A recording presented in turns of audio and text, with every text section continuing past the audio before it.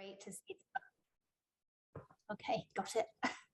To see some familiar faces and some new folks who perhaps haven't heard so much about the work. So I'm going to go ahead and share my screen here. I've got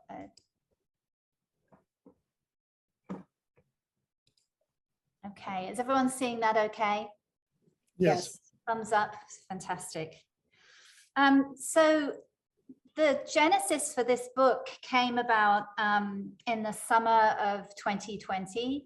Of course, we all remember it was that time when we were in the early stages of the pandemic and really just sort of still reeling from the fact that 2 weeks had turned into 2 months and then 3 months and so on. And it sort of felt a little surreal in Maine because the pandemic, you know, we were all in lockdown, of course, but we hadn't felt the full brunt of things at that point.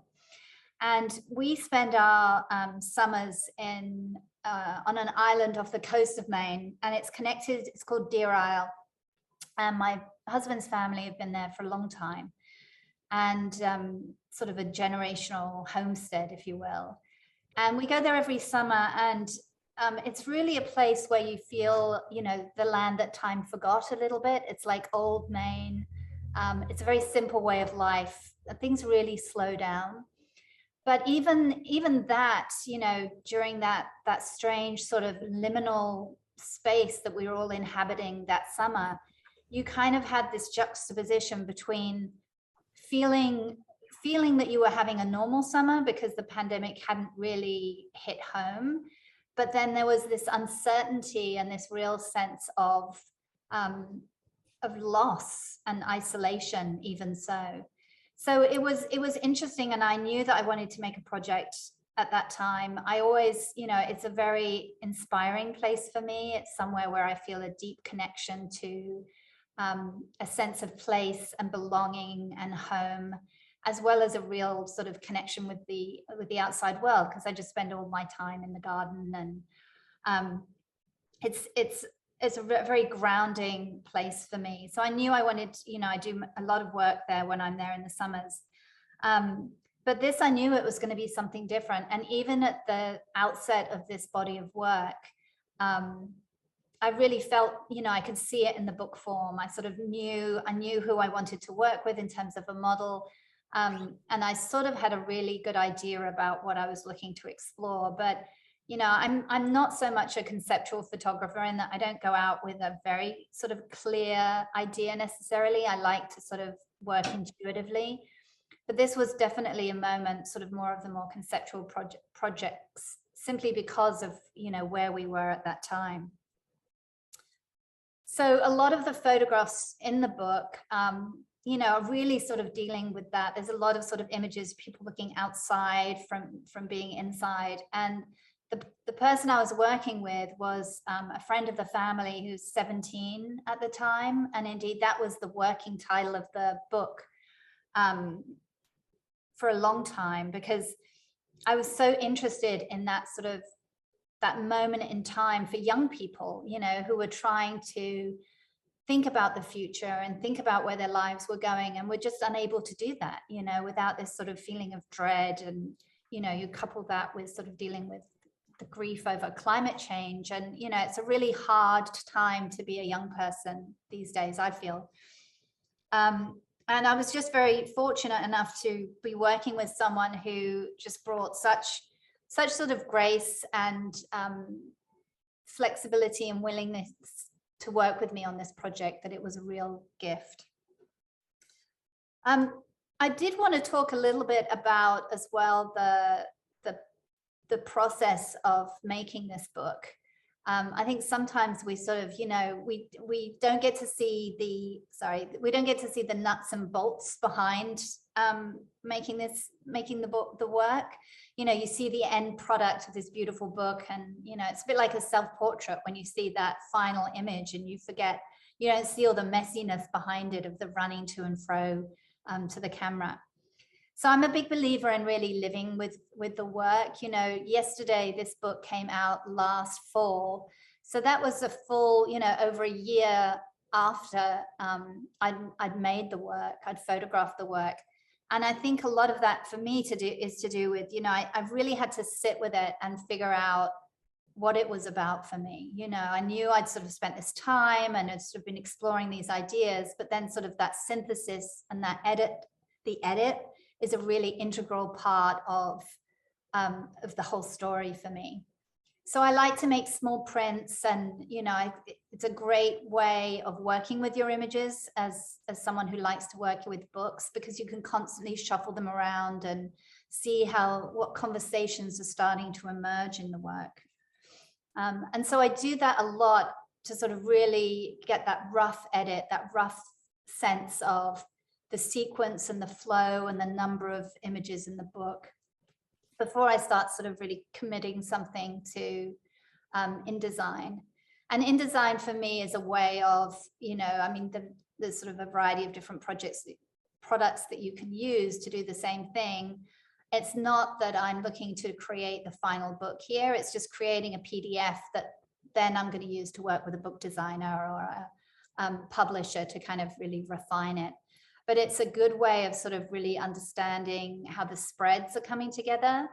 I always think, the whole art of sequencing becomes so key with the book form. When you think about the difference between experiencing work in the room, where you're sort of able to contemplate one image, either singly or in a grouping, in the book form, it's really about spreads, so it's about how the images work together in these series of pairs. So that becomes a really important part of how it all comes together. And then I like to make little mocks, so I think there were 6 here of yesterday that I just print on photocopier paper and just hand bind them really quickly in a saddle stitch and just start to get a sense of how the book feels in the hand. What sort of size do I want to play with, paperweight, and then I start thinking about materials and things like that. So I thought it would be interesting to share some of the considerations that I think about when I'm putting together a book. I talked a little bit about sequencing. Pacing, I think, is a really important element. I worked with DATS Press for this project, and that sort of conversation between me and DATS and also other people, no book gets made in a vacuum, was a real opportunity to sort of pare things down and allow space for the images to breathe. I think sometimes when we approach a project, we're so keen to sort of get everything in there. It was really good to sort of have fresh eyes through friends and collaborators. Aline here was gracious enough to write the foreword to the book, and it's just a wonderful opportunity to sort of get other people's input and feedback on the book as you're starting to pull the ideas together. And I knew, in my previous book, I've worked with book designers and really appreciate what they bring to the table. I feel I can get a book to a certain level, but again, for me, this is a team effort always. So really appreciate their input. But also there's some sort of real, hard cost considerations when you're putting together these projects. The relationship between publisher and artist has shifted quite dramatically in recent years. And so you do need to be very mindful of all the sort of choices you're making and how they impact the cost of the book. So that can be the number of pages, whether it's hard or soft cover, the materials, things like foil stamping, whether you want to include an original print, and even the choice of publisher. They're all working with very different models and ways of doing things. So my first book that I did was with Conveyor Press, who I'd also really recommend. They were terrific to work with, and just really beautiful designers that elevated the book. The choice of the end papers and the paper and the materials really elevated what I had been able to achieve in my initial draft. And then Landfall was a book that came out a couple of years ago, and that was my first collaboration with DATS Press.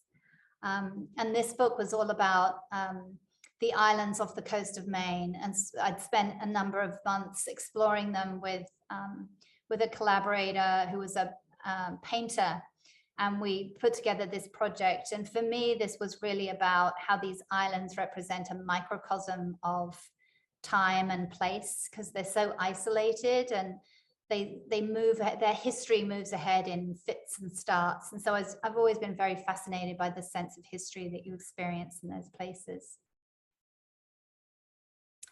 And then Landfall, as it came together, one of the real defining elements for me with the book was the cover. So the cover is actually a sort of acetate with the image printed on the acetate. And I think that really sort of helps to, or for me, really sort of underlines the feeling of time and the sort of temporal nature of the work, you know, that we were living in this really sort of liminal space. And it's something I wanted to access through my choice of materials. So here's just a couple of spreads from the book. And again, I just wanted to sort of really talk about, or emphasize in the book, I should say, that feeling of time being suspended, and the sort of the juxtaposition between this sort of surreal moment that we were living on this island and the chaos that was going on, you know, beyond our shores.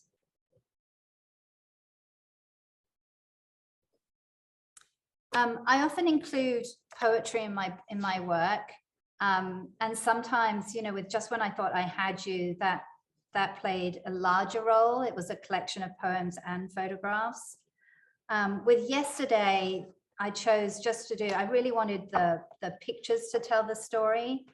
And I think, you know, for me, photographing is sort of my way of exploring and experiencing the world, and then the writing is a way of understanding it and of distilling that experience. And I think at this time during the pandemic, I felt so overwhelmed by everything that was going on. I was kind of, you know, I wasn't that inspired to write, to be honest with you. And so, you know, most of the work came out through the photographs, and there were just a couple of poems.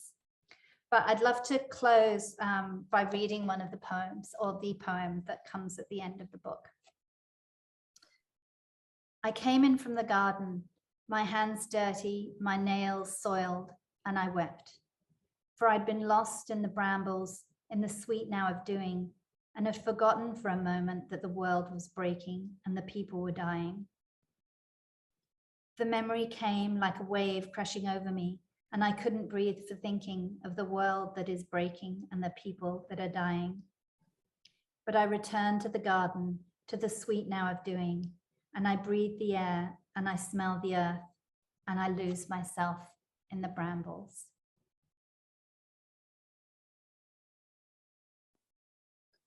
Thank you. So without further ado, I'd love to pass the baton over to Aline. Thank you. I think we're going to ask you questions first, Sal. Okay. Yeah, if we can. Yes, of course, of course. And I have a question. Yes. I think we're all curious about how you approach DATs, how you got in touch with them, what you submit. Did you submit something? You know, how did that relationship begin? Well, I first contacted DATs. I saw them first when I was living in Los Angeles, and I went to the Printed Matter Art Book Fair. And, you know, just sort of was so drawn. They had a table there, and I was so drawn to all the photographers that they were working with. It just, you know, I felt that I really loved their aesthetic and how they approached the book form, and was just really, really inspired by their work. And, you know, always felt that it was a dream to work with them. And that was sort of, that must have been, I mean, it could have been 10 years ago now. And so I went through the sort of, you know, my photographic career, and I worked with Conveyor, who I'd also met at another book fair, and that was a wonderful project.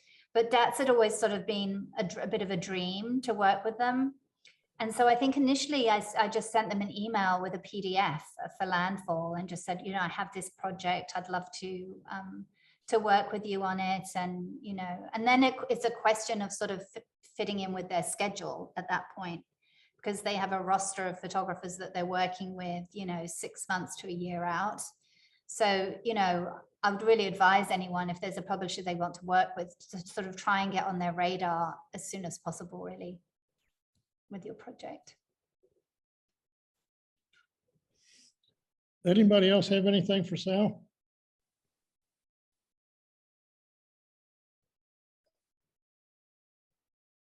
Well, I do. Okay. Actually, I do too. I was just getting my technology in order. Hi. Could you talk a little bit about, I know this is about the book itself, but what about the process of shooting it? What would be a day like of going out with your camera with this book in mind? Well, and- it's the first time I've ever really worked with well, not the first time, but normally, if there are people in my photographs, it's people I know. And this had been the first time that I was actually working with someone who, whilst I knew, I was sort of, I'd hired her for as a model. And so a lot of it was working around her schedule and when she was available. And we would just sort of go out and explore together. And she was a wonderful collaborator, totally willing to sort of go walking in the lake with a cotton shift. And so we would just play it by ear, and we'd go out for a couple of hours at a time, a couple of times a week. And then I was sort of, a lot of the other images, I just have my camera with me all the time when I'm there. And what kind of camera are you using, and what kind of processing are you doing? Well, I have a Sony A7 camera, and I work with a variety of different lenses on that camera. I have a lot of vintage lenses that I like to use. I sometimes use a Lens Baby and things like that. I love to give that sort of, especially for this project, I really wanted it to have a kind of timeless, very ethereal quality to the images. And what was your other question? Oh, it might have been about processing and how Yeah.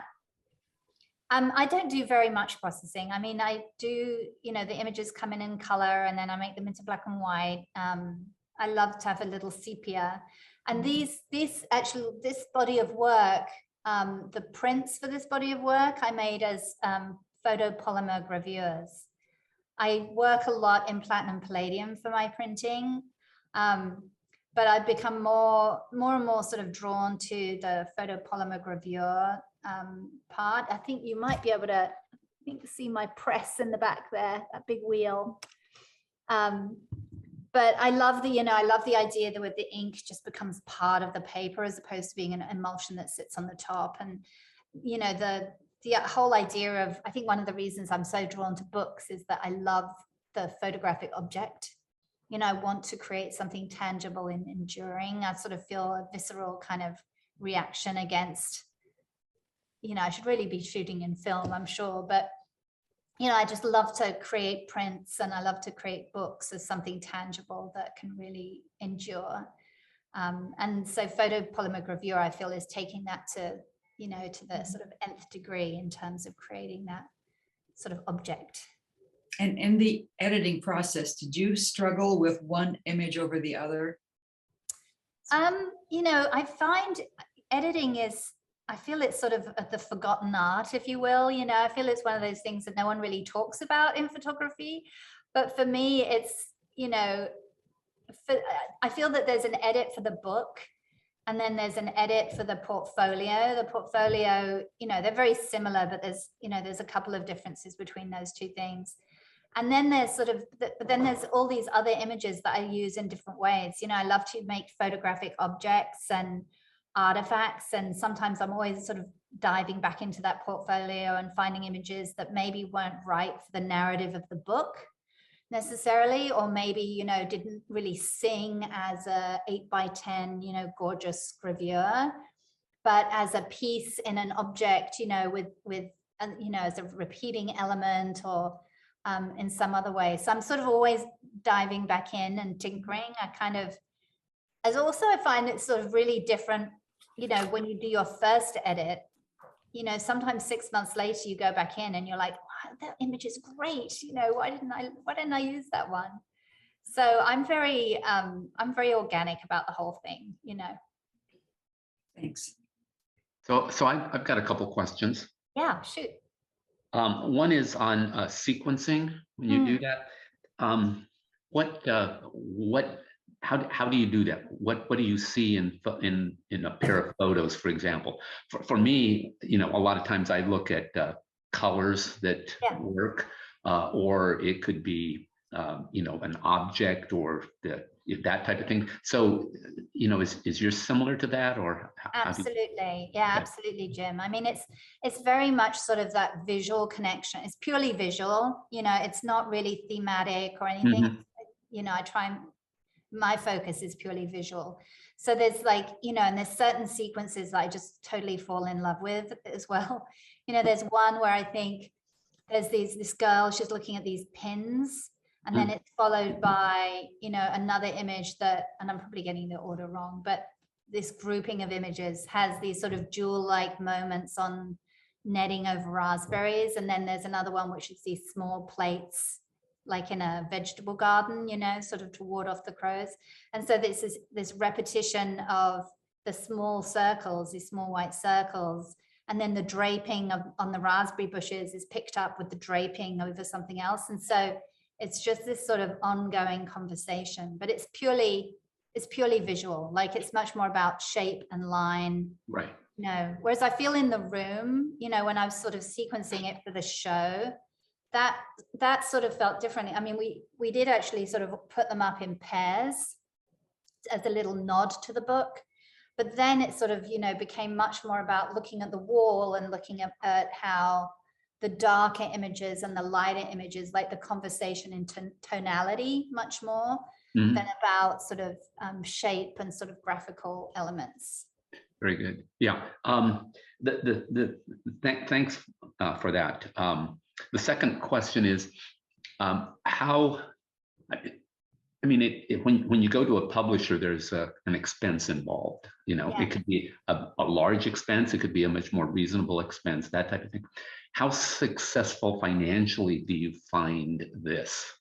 What you're doing? Because I mean, if you print 500 books and you only sell 100 of them or whatever, you see what I'm saying? Yeah, no, absolutely. And, you know, Jim, I totally wrestle with that because, you know, the sort of, my experience, and Aline knows much more about this than I do, but, you know, the sort of the more refined the publisher, the more expensive the whole endeavor becomes. And the better the materials and the sort of the finer details, it all becomes sort of, can become quite prohibitively expensive. So that's why I work in small editions, to be honest with you. You know, I feel I try and sort of, I try and create an edition that I feel I can sell, but that is priced in a way, you know, and including an original print as well can sort of all help factor into that, you know, those sort of considerations. But just to sort of do it in manageable moments, if you will, you know, the idea of trying to get rid of or trying to sell thousands of books for me at this point in my career is quite terrifying. So I'm quite happy to work in, you know, small editions for now. That feels like a good place to be. Small meaning 50 or less, or 100 or less, or? Well, Landfall was 100, and the Conveyor book, I did an edition of 50. That was the first book I ever did. So I just did an edition of 50, and it was a soft cover book, and those sold. And then I did an edition of 200. And then this book is an edition of 200. Because I feel I can carry that and I can sell that, you know, so those are sort of the considerations that I, you know, but it is not for the faint-hearted, for sure. You know, it's, you know, there are many sort of much more cost-effective ways, I think, and publishers that you can work with, but it is something that you need to be aware of. I think, you know, I think the days of sort of going to a publisher and getting a big check are, you know, sadly behind us. Thank you very much. You're welcome. You're welcome. Good questions. Sal, Patricia has a question about funding also. Can you talk about how the creation of the book was funded? Does the publisher handle that, or do you have to contribute to that? No, you have to contribute. I mean, and certainly with DATS anyway, it's, you know, you're sort of essentially buying the books from the publisher, and then you have to sell the books to try and make up your costs. So you're sort of in the hole, as it were, you know, at the beginning, with the idea that you make back your money over time. And you buy them at a discount too, you know. Yeah. So Now, you've done a number of very small edition artist books, handmade Yes. items. Internally, how do you make the decision whether you're going to do a Well, handmade you know, book? that's a really good question. When I first started doing artist books, I was very, you know, ambitious, and I was like, oh, I'm going to do an edition of 15, you know, with this beautiful book. And then, you know, the edition 10, and I'm like gluing. I was like, never again. This is not my strong suit. I thought, you know, I've met my match. And so now, you know, I did a couple of books where there were sort of editions of 15, and it doesn't sound like a lot, but when you're hand making every single element, from doing the letterpress to doing printing all the photographs, it is a labor of love. And I just realized that I can't do everything, and that's not where I want to spend my time. So, you know, with Landfall, for example, I did a special edition that I worked with a book artist to do. So there's, you know, it's a copy of the book, but then there's a print, and there's a letterpress piece, and it's beautifully bound in a case. So now I sort of, you know, and I feel if I do artist books in the future for other projects, it's going to be like an edition of 3, or maybe just one that I just make as just one beautiful thing. Yeah. And then if I do a larger edition, I'll work with a book artist to kind of make that. But, you know, doing a collector's edition of these limited runs, I think is kind of can be an interesting way to try and, you know, cut your costs a little bit more, because obviously the collector's editions you can, you know, are not as affordable. So, question? Okay, Doug? Yeah, thanks. Hi, Douglas. Good to hey, meet hi. you in person. Indeed, it is wonderful. Good to So, thank you. So, that's from what you're telling me, it's almost a form of self-publishing, because they kept back a certain amount of copies that they have in their channels, Yes. but you upfront pay for probably the bulk of the printing, and then you get a bulk of the print of the books. Yes. So in a way, it is a form of self-publishing, then, isn't it? Yeah, it is, absolutely. And it's, I mean, I feel those sort of lines between what's a self-published book and what's a published book are becoming so blurred now, because even with you know, that can be the case with larger publishers. And there are people that are operating in this space that, you know, they're talking, the costs are incredible, you know, sort of, and it's a very large run, and you are expected to pay a large percentage of it. And there's no guarantee that their channels, you know, are as robust as you might want them to be, you know. So it's definitely a little bit of a wild west in a good way, but also in a way that you need to be a little careful. Second follow on, had you considered, or do you look at using something like a Kickstarter or some other way of pre-selling to help with publishing your books? I have. I'm a little in awe of the, you know, again, I'm going to defer to Aline on this one, but I'd love to do that. I don't feel quite ready for it just yet. You know, Okay. I don't feel I know enough about that process to Yeah. comfortably take it on. It feels like it's a big commitment and like quite an undertaking. Yeah. So Eileen's been doing a series of publishers on Hey, you're lens taking craft. away my entrance. So I know. Oh, sorry about that. But it's just to say that, you know, one of the threads that I see that went through most of the talks about publishing isn't getting the book printed and isn't doing the project. It's distribution and selling the book. And that appears to be the larger channel. And so I know that like you're using your own channels of selling, but that means you may not be, because of cost and selling price, you may not be able to go into a bookstore. So Yeah. how have you been dealing with that challenge? Well, it's an interesting point you make, because I think at the beginning I started out being very excited about getting my book in local bookstores. And then I sort of did the math and I was like, wait, this doesn't work. Yeah, you're doing good if you break even. Yeah. So now, but for me, I mean, the whole sort of process of making a book, it's a labor of love. I'm not doing it to make money. I'm trying, you try and break even. I work with bookstores where I really, love the bookstore, like a couple of local ones and Photo Eye and Santa Fe. And that's fine with me. I'm happy to work with and support the people that I think are doing really interesting work, and but that's it. Cool. Thanks. Yeah. Good question. Thanks, Doug. Sorry, Aline. Oh, that's okay, Douglas. We're setting up the Yeah, there you go. It was so yeah, she owes me a buck. I did set up. Elliot has a question, but I think I'm going to refer him to datspress.com to figure that one out. If you don't mind, Elliot. It was about the cost of the run. Yeah. It's on their Yeah. website. Yeah. Okay.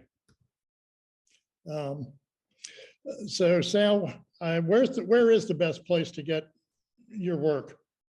Probably on my website. So saltaylorkidd.com is the best place to find out about my work. Yeah. And buy we'll her look book. into that also. That website is saltaylorkidd.com. Yeah, I'll pop it in the chat if you like, Jim. Thanks. Okay. Well, thanks, Sal, for joining us today. Oh, thank you. Such a treat to be here. Thank you.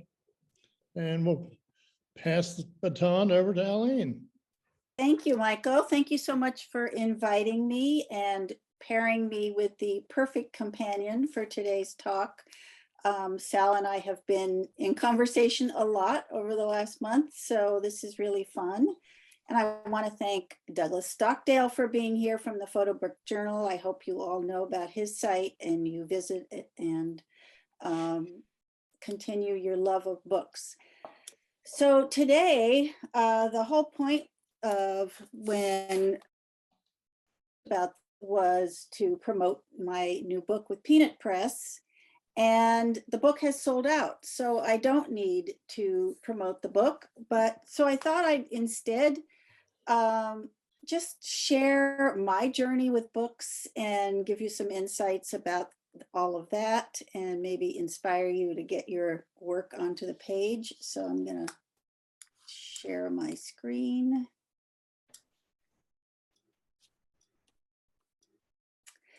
So as Douglas pointed out, I started thinking about how many book publishers there are now, and that we really don't know how they operate. We don't know how big their staffs are. We don't know if they charge the artist, et cetera, et cetera. So my whole staff came on board and we interviewed dozens of publishers, asking them the questions that most artists want to know. And I have learned so much through this series, and it's going to continue. I still have another week coming up in February and probably another one in March, because there are just so many publishers.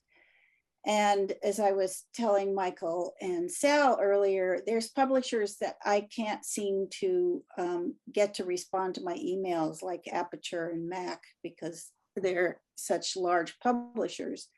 But I think if you are interested in publishing a book, this is really a great resource for you. And I hope to do the same thing at some point with zines. I've also done some posts recently with photographers who have now decided not to put work on the wall, but really to put all their efforts into the handmade artist book. And Linda Morrow, we just featured her work this week, and she has an incredible collection of beautiful artist books where she does all the printing of the pages and then works with a bookbinder to put it together. Aline, have you shared your screen? Oh my gosh, thank you. I thought, I'm so sorry, I'll start over again. Okay.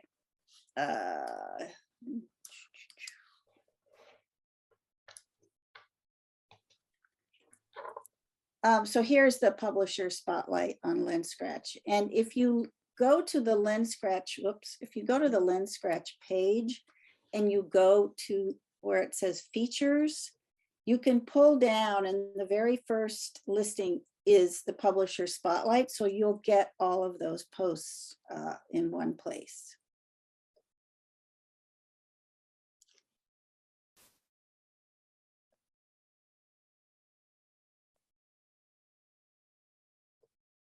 And here's Linda Morrow's artist books.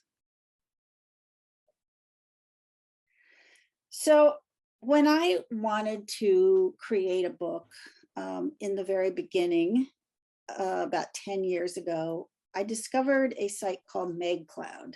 And it is God's gift to photographers if you don't know about MegCloud.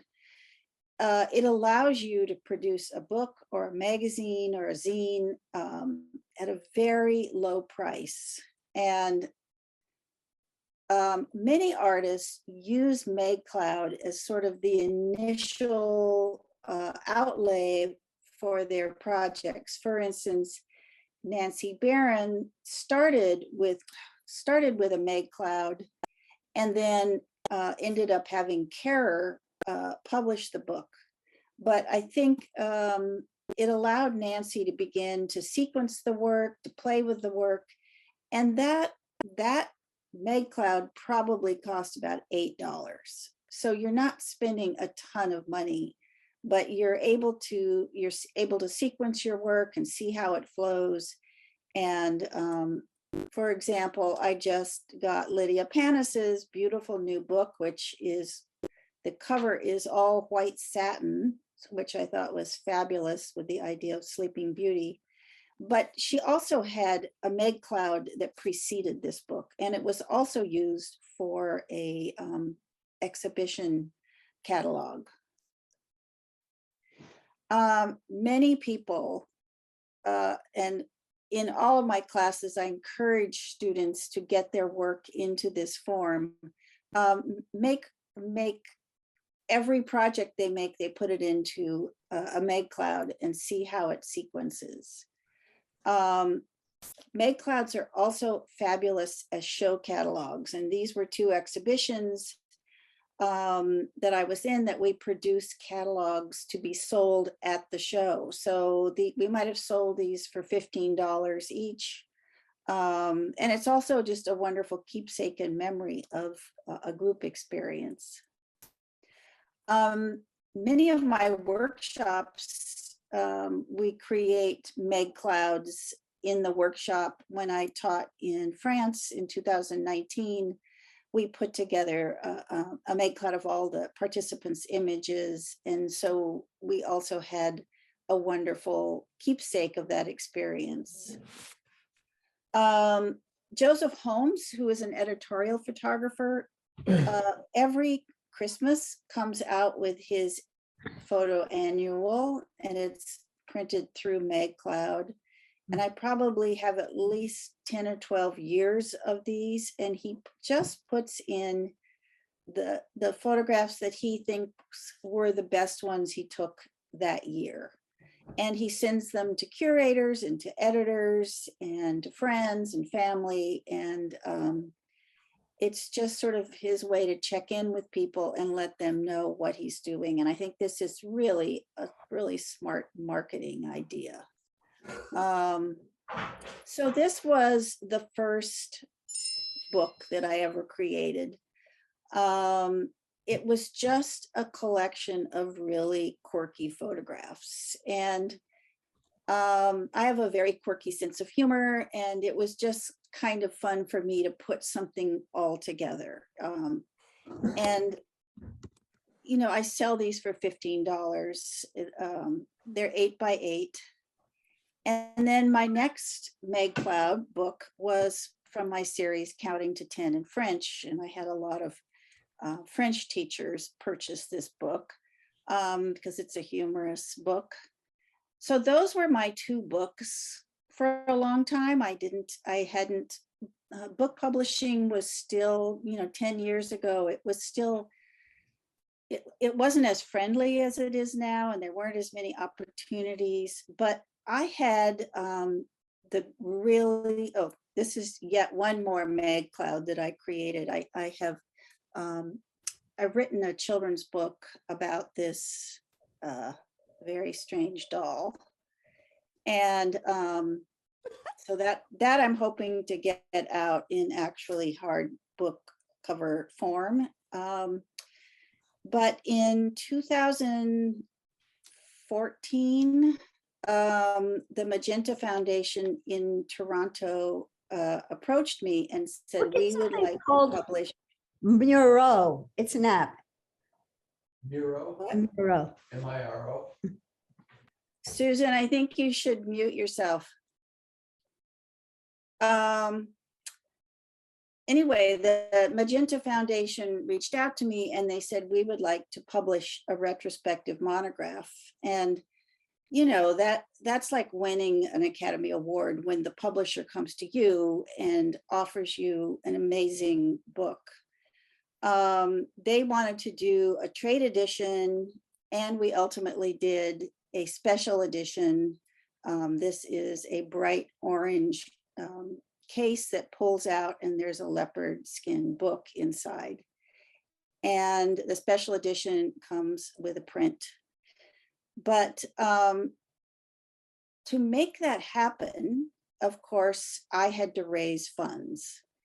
And so we talked about Kickstarter. I did a Kickstarter, and Kickstarters are heinous. They are so soul-sucking and hard to do.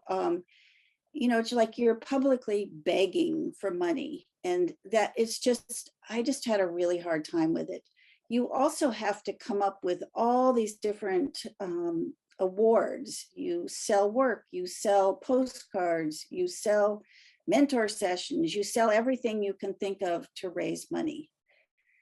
The amazing thing that happened with this Kickstarter was that it funded, I was asking for $25,000 and it funded in 6 hours. And then I had a whole month yet on the Kickstarter. So I ended up bringing in $64,000 for my book, which allowed for so many other things. It allowed for the edges of my pages to be gilded. There was enough money left. I had 7 solo shows in conjunction with this book, and it helped for some of the framing and shipping for that.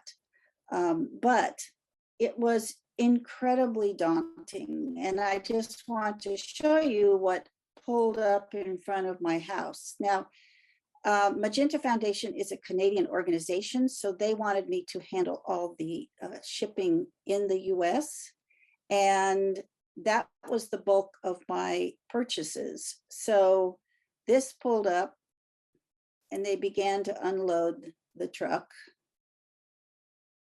And, you can see that this pallet's already damaged, everything's sort of sliding off. And then these took over my front yard, all these boxes of books. I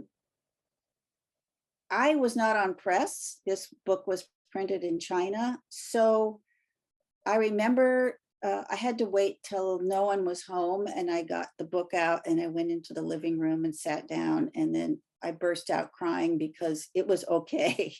I was like expecting the worst. But I just want to show you what is involved. I had numerous book wrapping, shipping parties at my house. It was overwhelming. And just think about all the lists that you have to keep and the costs of things. And I'm going to give you a little view of my dining room.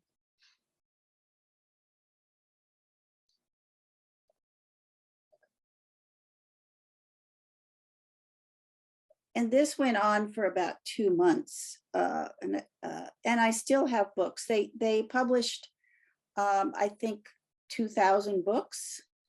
And then the publisher I also want to show you that sometimes you get this kind of thing when you get your books. There's always a certain amount of damage to books. But the publisher had books that were left over on their end. And so then they offered to sell me those. So I still have quite a few of these. I think I've sold about 1,500 of the books, but I probably still have about 500 in my garage. So it is daunting. And while doing this, I was also printing and framing and shipping solo shows to go out with, that in conjunction with this book. So you have to like really set aside time in your life to when you have a big book come out, because it takes over everything. My next book experience was incredibly wonderful. Again, the publisher reached out to me. Chris Graves reached out and he asked me if I would like to create a book about Los Angeles. And he has been doing the series called Lost. And I think there are 15 or 20 different cities. And this is Lost 2. There was a set the year before with another group of photographers. But you could buy the whole set or you could buy individual books. Now, Chris did not charge me anything. He needed to sell a certain amount of books to make back his investment. I think he ended up giving me 15 books out of the whole thing. And then I was able to purchase some at a reduced rate. So I maybe have, now I have maybe 10 or 12 of my own, but these are the books and they're soft cover. This is sort of a new, but he is a very, very savvy publisher, and that's my book cover. And here's a few images. You know, when someone asks you to create new work, it's just so exciting to go out. And I'm not really a street photographer, but I got to photograph LA in the way that I see it, and I love it, in the parts of LA that I grew up in, and the quirkiness of just all things Los Angeles. And anyway, this just making the work was really a pleasure. And then my favorite part of the book for me was my essay that I wrote to go with it, and I'm going to read it to you. I've never gotten lost in Los Angeles, guided by the mountains to the north, the coastline to the west, and the Oz-like downtown to the east. But I almost lost the city when I moved to New York and claimed I would never return. 15 years later, I begrudgingly took up residence amongst the ubiquitous blue skies and palm trees, slowly falling in love again with the mariachi lowrider, tattooed Kangol hat, gold tooth, hip hop, east side, movie loving, foodie hipsters, west side workout women, saggy pants skater, riding residents with faces from every part of the globe, gripping the steering wheel next to me, illuminated by the cinematic, eye-squinting, golden Klieg light that casts a spotlight on everything from the mundane to the sublime, and makes me happy to live in this city of dreams. So that was my essay for the book. And as I say, how savvy Chris is, he set aside a certain amount of books to get into museum collections. And so my book is now in all of these collections: Museum of Modern Art, the Getty Institute, Whitney Museum, Guggenheim, Amon Carter Museum, Syracuse University, Art Center and Design, blah, blah, blah. And he also got it into the Museum of Modern Art. So that is incredibly thrilling. I've also been in two compilations or group books with Chris Graves projects.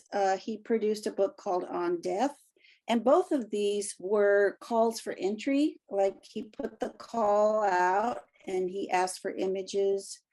And the second one was Solace. And Solace, the call was for work made in spreads. And I had really never worked that way. And so I just had so much fun taking that on as a challenge. And fortunately, I got into the book. Here's my work on one of the pages, but it started me making work in a whole different way of creating these the mixture of my photos, archival photos, etc. And I'm just going to plug right now that I'm the juror for the upcoming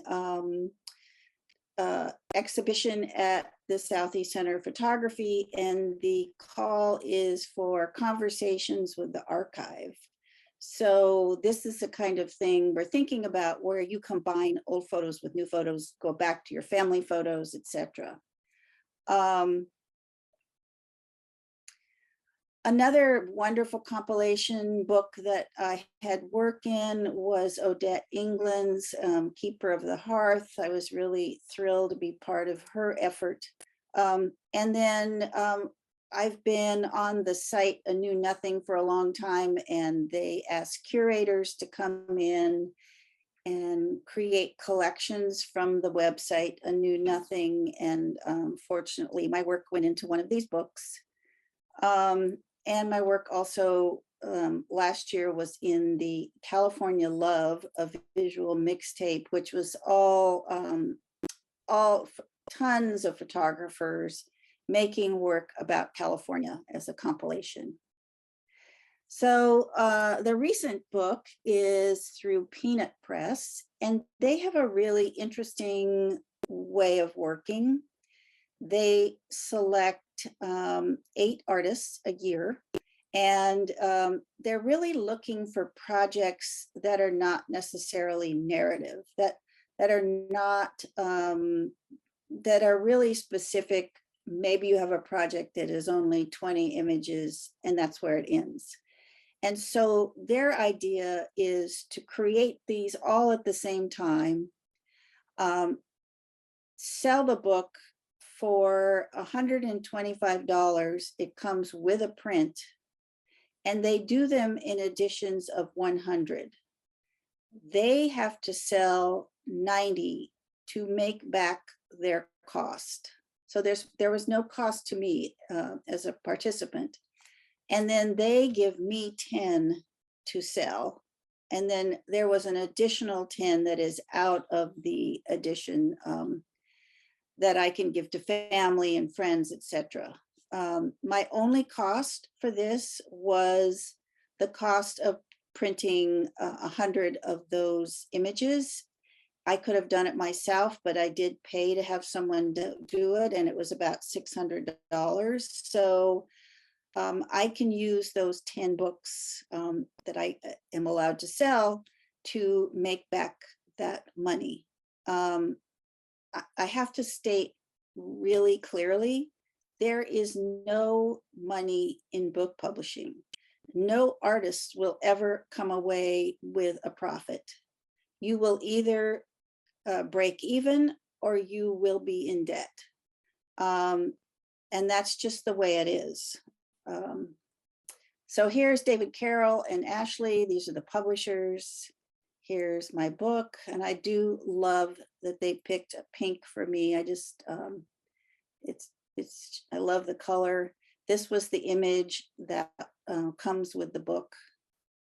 And then these are a few of my images within the book. And this is from my series Fugue State, which where I'm taking my analog negatives, I'm wounding them with chemicals and then putting them back into the digital darkroom in inverted to talk about the loss of the photographic image in the future, that everything is on a screen.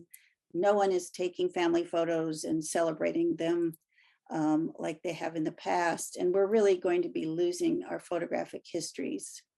And so that's what this work is calling attention to.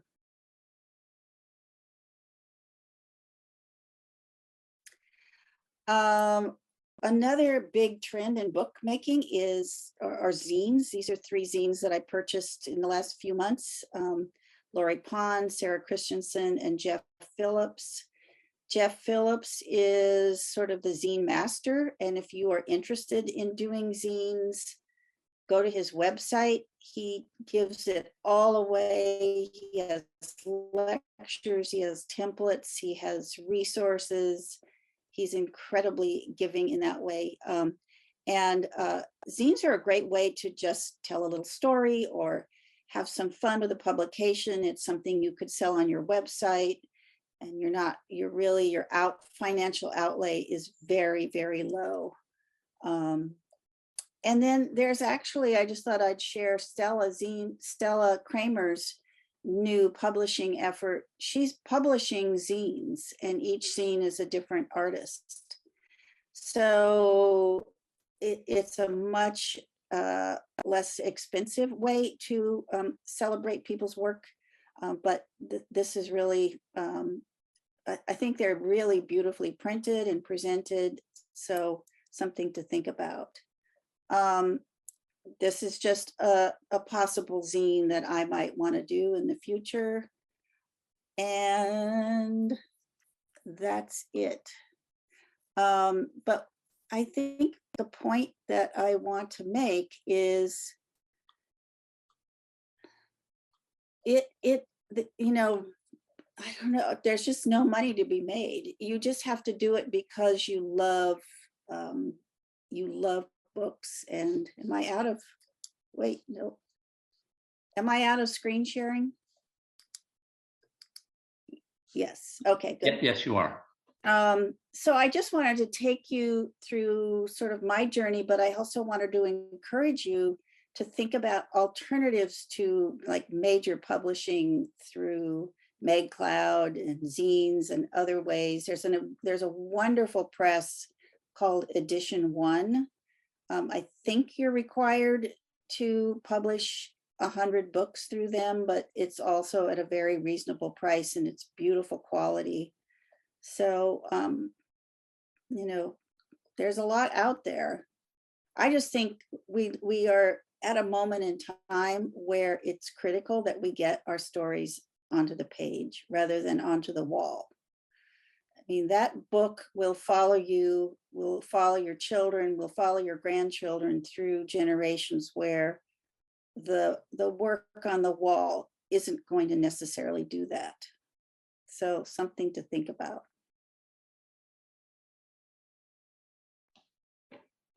Can we make comments? Yes. Yeah? All right. 2 things. The photos you showed that you damaged purposefully, they reminded me Robert Farber. You can look at his work on 21st editions, and he had something like that, but it was purely an accident. His archive got damaged by water, and they're just amazing photos. So that's one thing I wanted to say. The other thing is there's a publisher in Germany named Steidl, and they make top-end books. And there's a video on how it's called "How to Make a Steidl Book," I believe. It opens up with Steidl, who's an actual person, talking to Lagerfeld and about the book that they're going to publish. And Steitl's telling Lagerfeld that make a few more changes, with just a few more changes. And if you want to do that, we'll be ready to go to press and it'll only cost you $500,000. So that's just to give you an idea how expensive these things can be. Yeah, I mean, I do want to say that most publishers charge between $25,000 and $40,000 for a Right. book. So that's just, people, I don't know how people manage to, if they're not raising money through a Kickstarter or something, how they are providing that outlay, but it's daunting. Okay, Aline, Sal had a question for you. What did you find to be the most successful way of marketing your books? I was thinking particularly about the Kickstarter book. The Kickstarter book.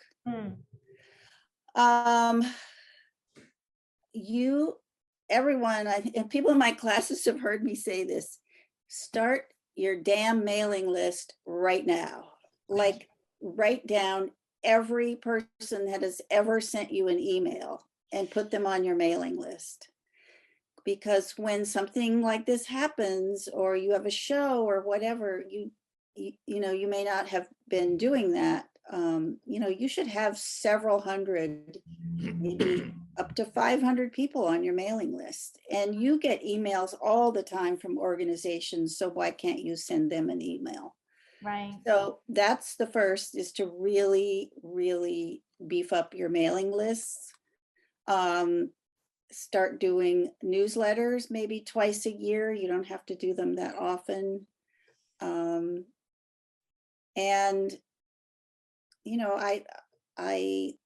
I don't have like the magic wand that's going to make it happen, but I've always had the philosophy that I want to celebrate others just equally as I want to celebrate myself. And I think that philosophy really comes back to you in spades. People want to support you because you supported them. Yeah. So I don't think there's like magic to it. Yeah. Thank you. Okay. Elliot wanted to know the names of some zine publishers, but since Lynn Scratch is going to probably cover that, should we just wait till you do that?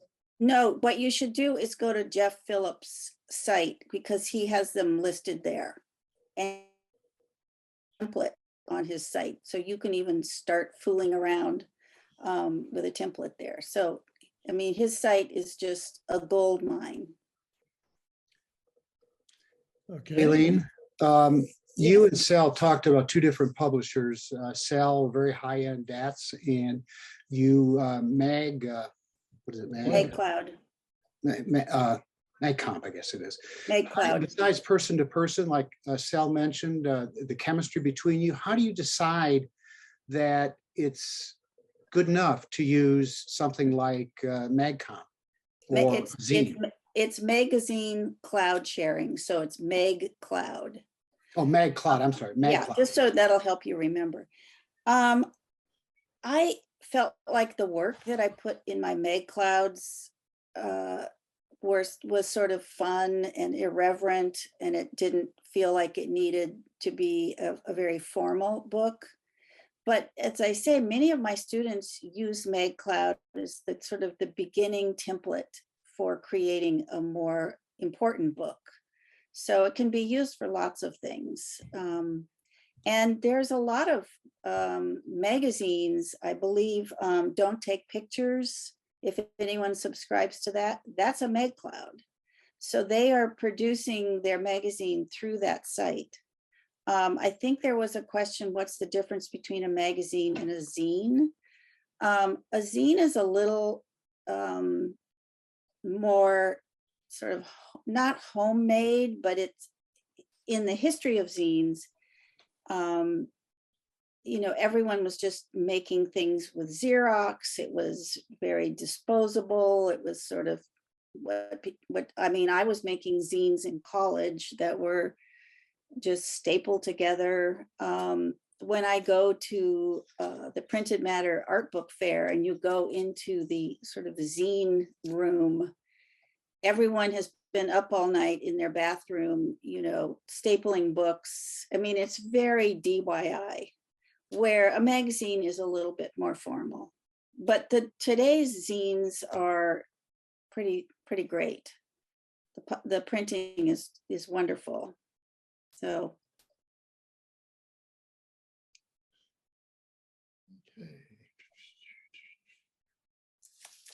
Okay, I think that pretty much wraps it up. If nobody else has anything, I think we will call it a day. I want to thank you very much, Aline and Sal, for joining us. As always, you can catch the recording of today on our YouTube channel. And a little plug for that. We have all the book talks, all the artist talks, all the gallery walkthroughs there. So if you ever want to kill a weekend, feel free. Aline, I wanted to say thank you so much information. It was very valuable. Oh, you're welcome. And Sal, I really loved the work that you showed. Thanks very much. Thank you. Okay, next month, February 19th, we have Ron Cooper, who's celebrating humanity, and Rick Schatzberg and the boys. So we will see you in a month. Right. Have a good weekend all, and we'll see you later. Thank you. Thanks so much, Thank everybody. you, everyone. Thanks for Thanks. coming on a Saturday. Yeah, thank you. Bye.